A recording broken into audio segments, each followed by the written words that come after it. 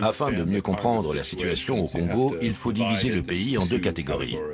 C'est dans la province de Katanga, au sud du Congo, que l'on trouve 80% du cobalt mondial, ainsi que l'une des plus grandes réserves de cuivre, soit deux des minerais les plus précieux au monde.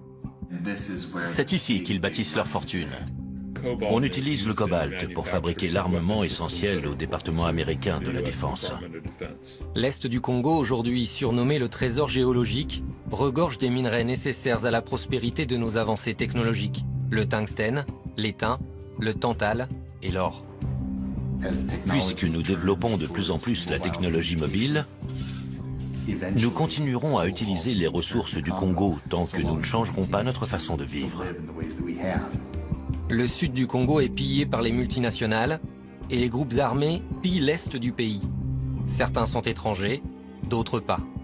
Leur identité est de plus en plus confuse et leur objectif de moins en moins clair. Ce qui est limpide en revanche, c'est que leur source financière principale provient des minerais de l'est du Congo.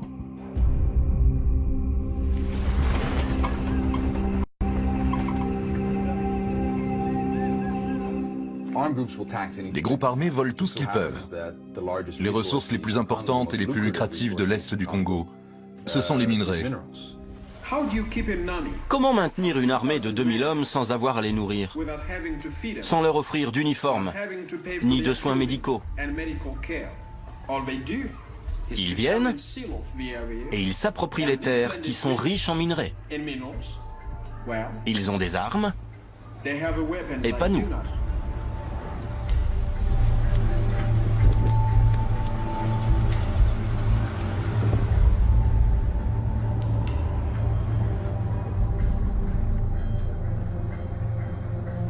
C'est vrai, c'est une vérité.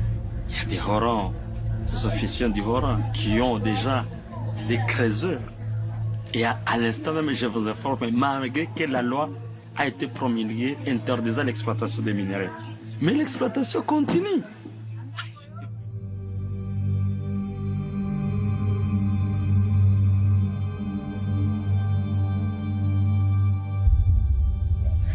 Avant, on avait une belle vie. Une très belle vie. Mais depuis qu'ils sont arrivés, tout a été bouleversé. Aujourd'hui, on ne fait que souffrir. La vie n'est que souffrance. Tous les jours.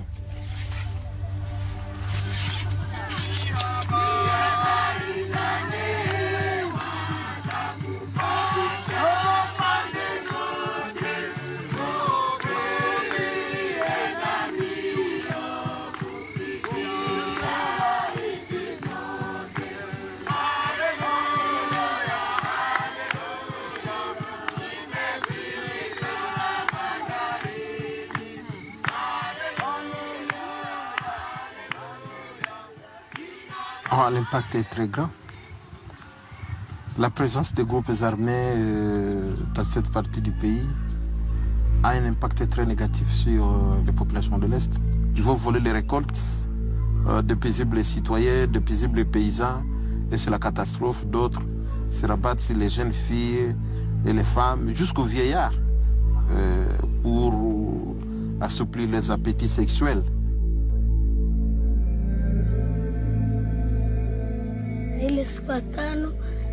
C'était un vendredi, vers 16 h.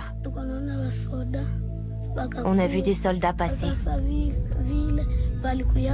Et puis, ils sont revenus plus tard.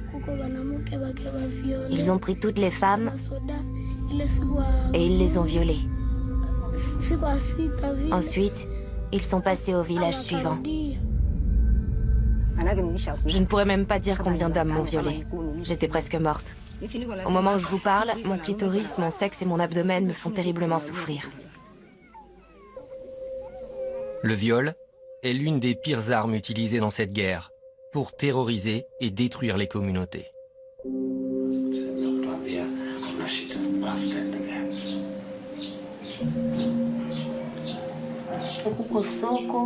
On s'est mis à courir. Les coups de feu provenaient des buissons. Même les soldats n'avaient nulle part où se cacher. Ils couraient comme nous.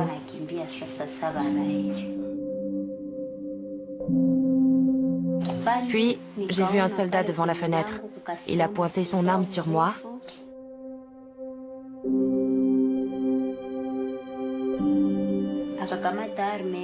Il a pointé son arme sur moi, aussi près que la caméra en ce moment.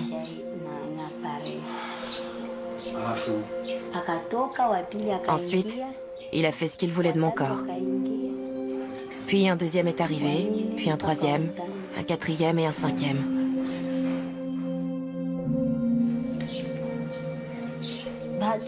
Puis l'incendie s'est déclaré.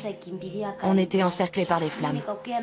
J'ai pris mes enfants avec moi, et quand je me suis approchée de la porte, l'un d'entre eux avait disparu.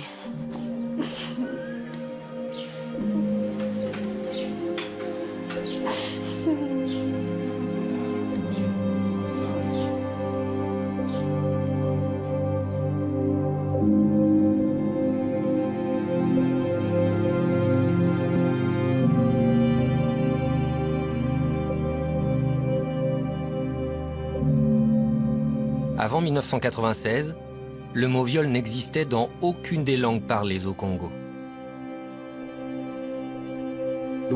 La guerre a commencé en 1996. C'est là qu'a véritablement commencé la tragédie congolaise.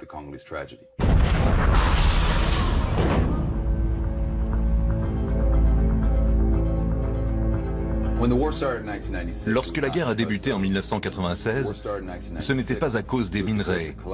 Elle s'est déclenchée à cause de la chute du Zaïre et du génocide au Rwanda. C'est seulement après que la guerre a été déclarée que les minerais sont devenus une véritable source de financement pour cette guerre.